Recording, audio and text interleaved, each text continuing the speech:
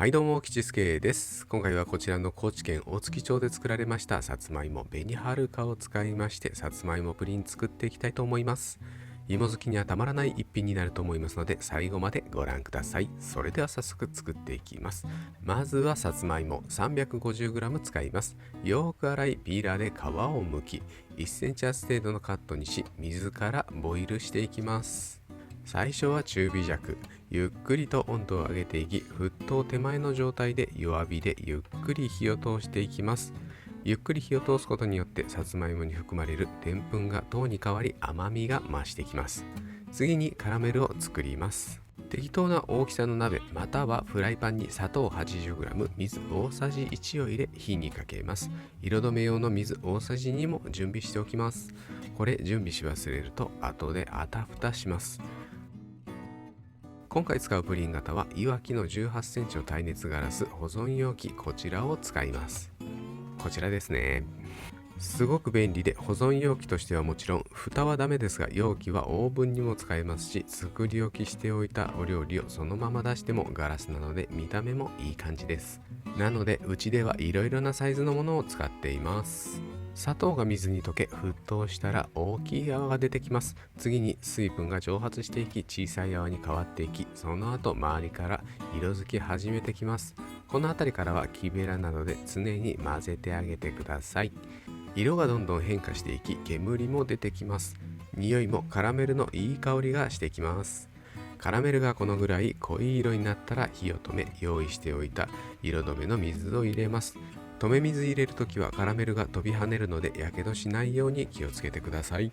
止め水が入ったらカラメルの気泡が落ち着くまで混ぜてあげましょう。落ち着いたら少し粗熱を取り型に流し込み底一面に広げてこのまま常温で置いておきます。フライパンにはカラメルが残っているのでこのまま洗わずに牛乳を温めるのに使っていき、周りについたカラメルも牛乳に溶かし込んでいきます。使っていた木べらやゴムべらにもカラメルがついているので一緒に温めて溶かしていきます。牛乳は 250g、 それほどに誤差はないのでカップ計量で 250cc でも大丈夫です。あと砂糖を 50g を入れ弱火で温め砂糖を溶かしておきます。ボイルしていたさつまいもは爪楊枝などで刺して抵抗なく刺さるようならば OK。 お湯を切っておきます。ここからが一番手間のかかる作業。引き上げたさつまいもを目の細かい金のざるやふるいを使って裏ごしをします。ここが頑張り時です。木べらを使って潰すように手前に引きながら裏ごしていきます。裏ごしができたらふるいの裏にくっついているさつまいもを忘れずに取ってください。次に卵2個ボウルに溶きほぐし温めておいた牛乳を卵に混ぜながら合わせていきます。あとここにバニラエッセンスを少々。牛乳がすべて入ったら一度茶こしや目の細かいざるなどでこしておきます。ここまでできたら裏ごししたさつまいもにプリンの液を合わせていきます。できるだけダマにならないように最初は少しずつ合わせます。さつまいもの硬さがなくなってきたら残りの液はいっぺんに入れて大丈夫です。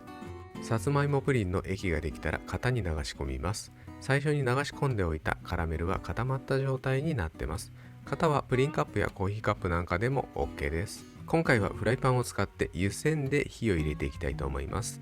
フライパンに型の半分程度まで水位が来るように水を入れ、きれいな布巾かキッチンペーパーをそこに沈め、型には蓋またはラップやホイルなどをして水滴が入らないようにしておきます。最初に少し少なめに水を入れておき、型を入れてから水位が足らない分の水を後から足すようにするのがやりやすいと思います。火加減は水が沸騰するまでは中火で、沸騰したらごくごく弱火に落とし、たまにポコポコ沸いているような状態にしてからフライパンに蓋をします。そこから約30分から45分程度、各ご家庭の熱源の状況やプリンの器によっても仕上がり時間が違ってくると思うので調整してみてください。仕上がりの目安は見た目に表面の中心が少し膨らみ固まったような状態、爪楊枝などを中心に刺して楊枝に液体がついてこない状態になったら OK です。出来上がったら蓋は外し粗熱を取り、ある程度冷めたら冷蔵庫でしっかりと冷やします。しっかりと冷やした後、包丁で周りに切り込みを入れ型から外すとこんな感じ。今回しっとり系の紅はるか使いましたが、ホクホク系のさつまいもでも作れます。ホクホク系のさつまいもで作るとざらつきが残りやすいので、食べた食感が芋ようかんに近いような感じになります。けれどそれもまたそれで美味しいです。今回はできるだけ滑らかな感じにしたかったので、しっとり系のさつまいもを使いました。カラメルとの相性も良く美味しいです。今回試作から数えて4回ぐらい作ったのですが、全部食べたかというとそうではなく、食べきれなかった分はカットしてバットに並べて一旦冷凍し、くっつかない状態になったら保存用バッグに入れて冷凍庫に入れてます。食べたい分だけ解凍して食べたり、半氷の状態でも美味しいですよ。ぜひ試してみてください。最後までご視聴ありがとうございました。それではまた次の動画で。